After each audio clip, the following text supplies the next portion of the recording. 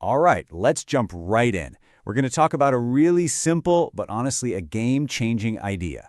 And that is how to make this year a genuine success. Not by piling more stuff on, but by getting laser focused on what actually counts. You know, it's a gift you owe your future self. So let's just start right here. Seriously, take a second and think about this. Forget all the noise. Forget what you think you're supposed to be doing. For you, what would make you look back on this year and go, wow, that was a success? I bet it's probably only one or two, maybe three really big things. And this, right here, is where so many of us get it wrong. We treat our lives and our goals like an all-you-can-eat buffet. We see all these amazing options: get fit, get a promotion, learn an instrument, start a side hustle, and we just try to cram it all into our plate. But here's the thing. Our actual, real-world capacity doesn't magically expand just because we want it to. And this is the paradox, right? Behaviorally speaking, you can change pretty much anything you want about yourself. The trap is thinking you can change everything all at once. You can become anything, but you can't become everything. You gotta choose. So this is the first rule of making any real, meaningful progress. It's so simple, but we always forget it. We're obsessed with addition, with what we can add to our lives. But the real work starts with subtraction. Just assume your capacity for work and energy is fixed. So if you're going to pick up something new, the first question has to be, what am I putting down? It's a trade. It's always a trade. And this is exactly why making those choices is so critical. Because if you don't, if you just start mindlessly climbing, chasing what other people say success looks like, you risk this happening. You end up at the top of a very tall ladder, completely exhausted, only to realize it was leaning against the wrong building the whole time. You can't just wear someone else's definition of success. It's never, ever going to fit you right.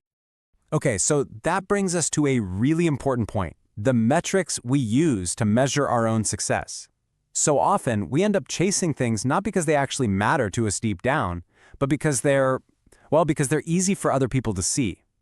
We trade what's truly important for what's easily observed. And this just lays it out perfectly, doesn't it? On one side, you've got the shiny, observable stuff. The fancy job title, the salary, the big house, the nice car. All the things people can see and measure from the outside. But on the other side, that's the stuff you actually feel. Peace of mind, real quality time with your family, your physical and mental health, just being present. And way too many of us sacrifice everything on the right just to get the things on the left. That is a bad, bad trade. Now, when you're constantly chasing those visible metrics, it can lead to this really weird modern condition called productivity dysmorphia. It's this nasty cocktail of burnout, imposter syndrome, and anxiety all mixed together. It's like ambition's evil twin. It pushes you to achieve more and more, but it completely steals your ability to ever feel good about what you've done. Does that sound at all familiar?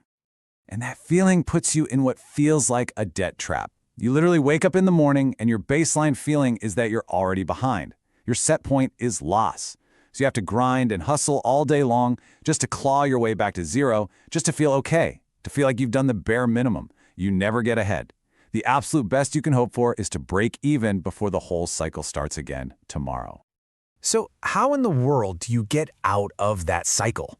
Well, it starts by accepting a pretty uncomfortable truth. Real, meaningful growth, it's supposed to be hard. It's supposed to feel stressful. That discomfort isn't a sign you're doing something wrong, it's a sign you're actually doing it right. I absolutely love this reframe. We act so shocked when we hit a problem, like our life's operating system has a bug. But problems are the feature. There's never going to be a time in your life when you have zero problems. That's not the goal. The goal isn't to get to some magical, problem-free paradise. The goal is to get better at solving more interesting problems.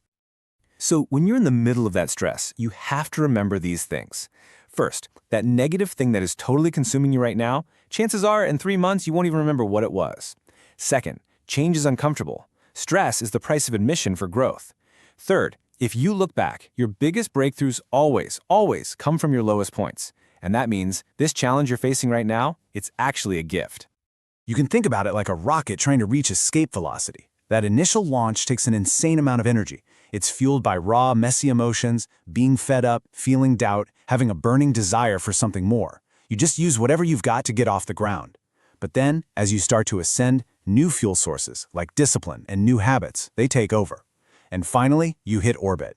You're at a new, stable equilibrium. And now, the work is just resisting that gravitational pull back to your old typical life. But here's the thing about reaching that new orbit.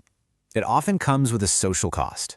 As you begin to change, you start creating friction with the people and the environment you came from. And honestly, that can feel incredibly lonely. We call this the lonely chapter. It's that super awkward, uncomfortable in-between stage of life where you've kind of outgrown your old friends, but you haven't really found your new tribe yet. The key is to realize this isn't a sign that you're failing. It's proof that you're growing. It's a feature of the journey, not a bug. And here's what that looks like in the real world. Think of it as a dialect change. Maybe your old language with your friends was all about video games and going to the pub, but your new language, your new interests are about hitting the gym, meditation, setting new goals. Pretty soon, when you get together, it feels like you're speaking two different dialects. And that distance, that friction, it's real. And we have to be honest with ourselves here. This journey is not a clean, neat movie montage with some epic 80s music playing in the background. No, the reality is messy. It's full of self-doubt and uncertainty, and there's no guarantee that it's all going to work out perfectly. And that, right there, is why it's so much easier to just go back to what's comfortable and familiar. Okay, so this all leads us to the final and maybe the most important point of all. We have to shatter this illusion of deferred happiness. We have to stop waiting around for some perfect moment in the future to finally start living our lives. I mean, if this quote doesn't free you up, I don't know what will.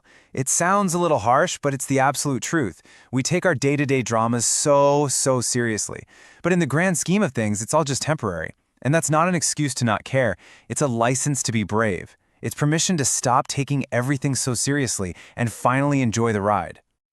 So many of us are living what's called the provisional life.